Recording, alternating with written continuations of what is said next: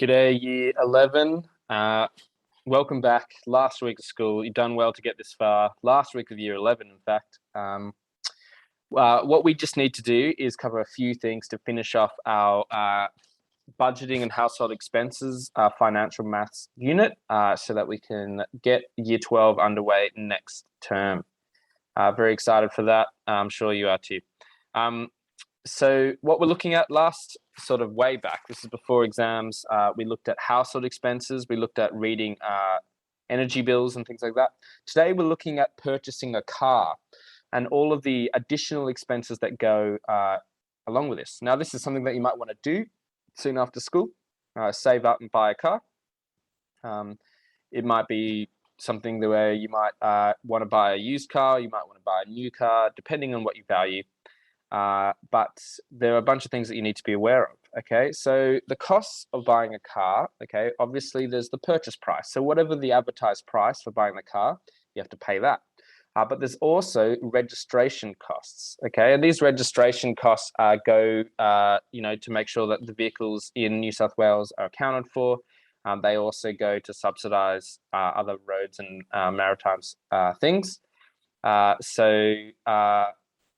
are registration costs that have to do with the cost of the vehicle, but also the weight of the vehicle as well. Now, if you buy a used car and that person still has some registration left on it, so let's say you buy registration for a year and then you sell it after 9 months, the buyer, whoever's buying the used car, it still has registration for 3 months on it. So you don't have to pay that registration until it runs out. But you do need to pay a $32 transfer fee. So just a small fee of transferring the registration across to a new owner. There's also stamp duty, which is an additional tax. And stamp duty is basically a tax on expensive things. So when you buy a car, when you buy a house, you have to pay stamp duty. And that stamp duty is reduced if you're buying a cheap car, but if you're buying a luxury car, you have to pay more stamp duty. And then finally, there's insurance. Now, you need to, when you buy a car, pay for compulsory third-party insurance. So it's called compulsory because you need to do it.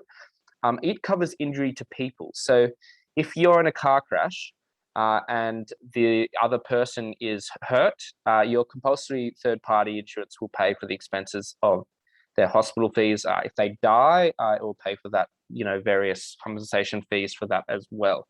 And also to you. So it's basically compulsory third party covers injury to people.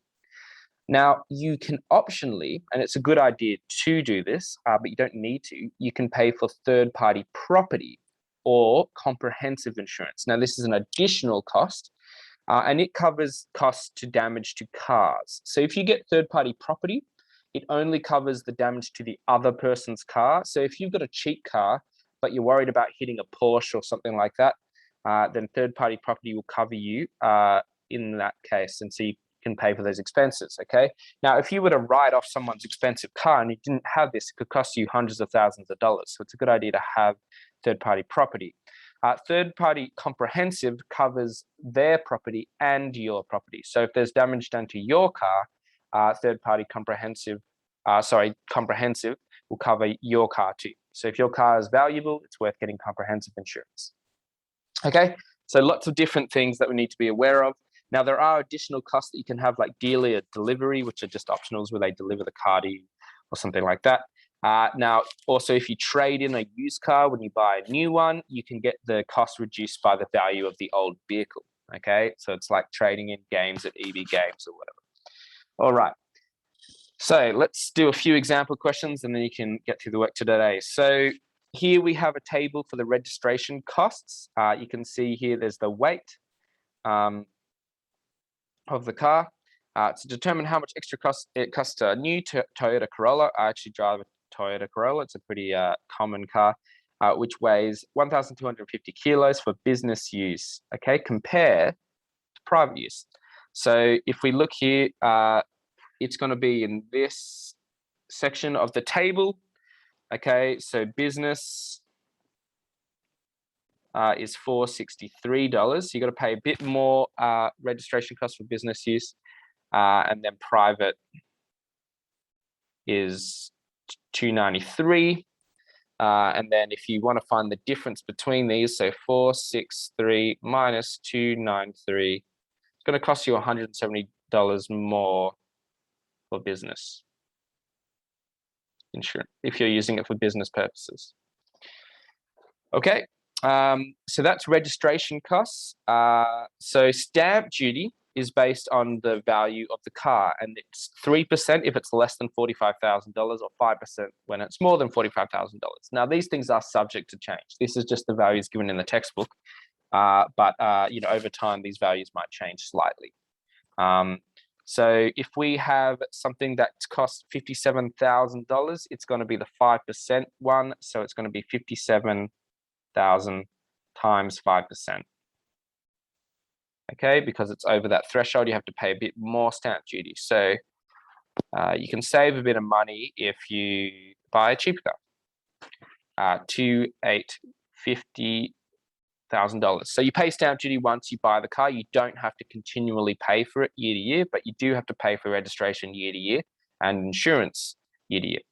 All right, let's look at this example here, which talks about insurance a bit. So we've got the retail price of $37,000. We've got the weight, and we've got the CTP insurance. So compulsory third party is $487, and they're also getting delivery charge, and they're also getting comprehensive insurance. So there's a lot of different costs here. So the cost is going to be the purchase price, okay, plus rego.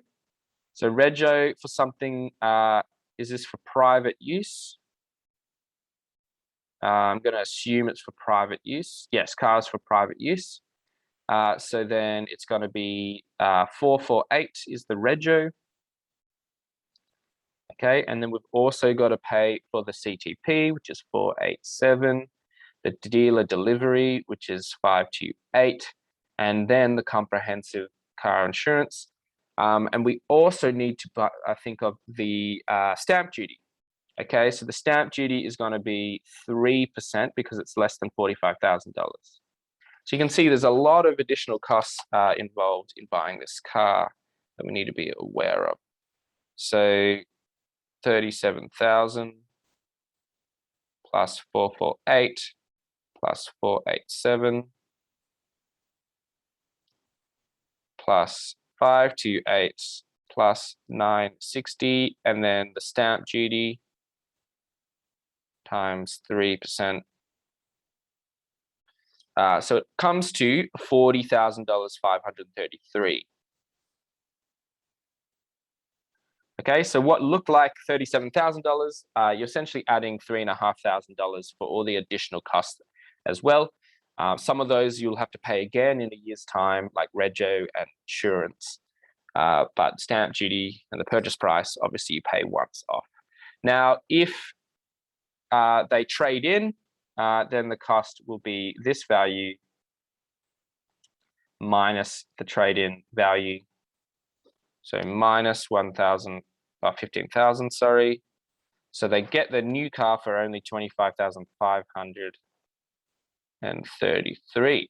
Okay, so if you've got an old car, you want to get a new car, it's often a good idea to trade in your old car. Alrighty, now find the total cost of purchasing and insuring a 3-year-old Honda hatchback that has an advertised price of $10,500. So in here, we're buying a used car. So we're assuming here that it already has registration and it already has CTP. Okay, because the CTP comes with the registration and that's attached to the vehicle. You have to pay that when you buy the new car and year to year. So if you're buying a used car, it's going to have the remainder of that registration and the remainder of the CTP, but you will need to pay the third-party property damage to cover damage to vehicles. So the purchase price or the advertised price is $10,500. We're going to have to pay a $32 transfer registration fee, and then we're going to have to pay the $479 one here, and then we'll have to pay the stamp duty as well. So the stamp duty is just 3% of, $10,500 just 3%. So the costs that we don't have to pay yet are the Rego and the CTP insurance. We'll have to pay them later when they run out and renew them each year. So 479 and then plus 10,500 times 3, oops, not pi, 3%. And then it comes to $11,332. Is that what it was? Sorry, 26. Okay, so there you have it. Lots of things to know about when buying a car. So maybe once you finish school, you might go through this process. Again, the purchase price is the biggest factor. These things just sort of add up to be a few $1,000s extra on top of what you've got to pay. All right, good luck with the work today. I'll see you later.